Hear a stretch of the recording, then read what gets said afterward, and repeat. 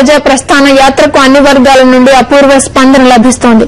షర్మిల పాదయాత్రకు గుంటూరు జిల్లా bar association, YSRCP legal cell యాత్రలో పాల్గొని సంఘీభావం ప్రకటించాయి.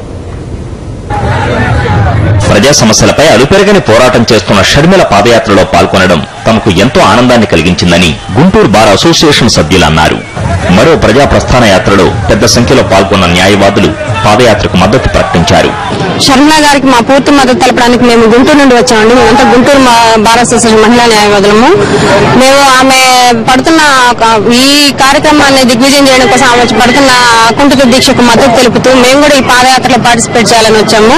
ఆమె కాలికి సర్జరీ అయ్యింది, విశ్రాంతి తీసుకోవాల్సిన టైంలో కూడా ప్రజల కోసం, ప్రజల కష్టాలను తెలుసుకోవడం కోసం ఆవిడ ఈ విధంగా పాదయాత్ర చేస్తుంది. దానికి మేము మా పూర్తి మద్దతు తెలియజేస్తూ ఈ రోజు పాదయాత్రలో పాల్గొందామని మేము నిర్ణయించుకుని రావడం జరిగింది.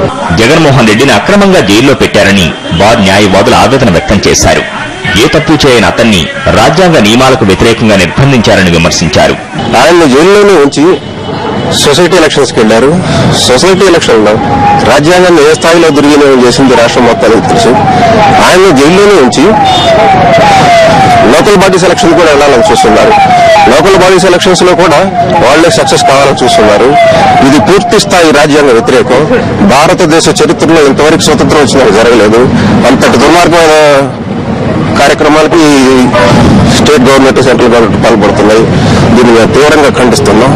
జగన్మోహన్ రెడ్డి గారు ఏ తప్పు చేయలేదు. కావాలని ఉద్దేశపూర్వకంగా ఆయన నాయకత్వాన్ని, ఆయన పార్టీని అణగదొక్కడం కోసం ఉద్దేశపూర్వకంగా ఆయన్ని సిఆర్పిసిలో గానీ, రాజ్యాంగంలో గానీ ఎక్కడ లేని విధంగా అతను అన్యాయంగా జైల్లో ఉంచి ఇంకా ఉంచాలని చూస్తున్నారు.